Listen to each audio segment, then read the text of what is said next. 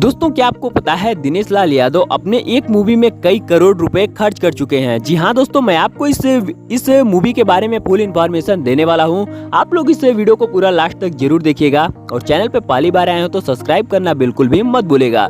दोस्तों आपको बता दें, दरअसल आप लोग दिनेश लाल यादव निरहुआ को तो जानते ही होंगे। दरअसल इस टाइम अगर उनकी बात की जाए तो आजमगढ़ के सांसद रह चुके हैं और कहीं ना कहीं इनकी अगर मूवियों की बात की जाए तो इनकी मूवियां काफ़ी ज़बरदस्त तरीके से शूट होती हैं और काफ़ी ज़्यादा बजट लगता है इनके मूवी को बनाने में।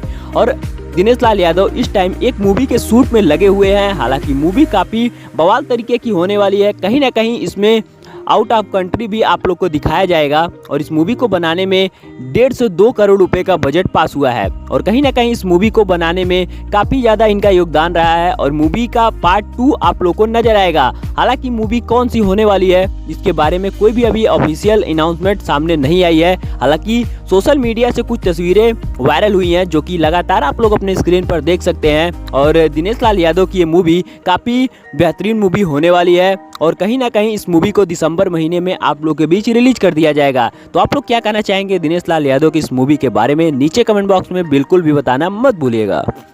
और चैनल पर पहली बार आए हो तो सब्सक्राइब करना बिल्कुल भी मत भूलिएगा।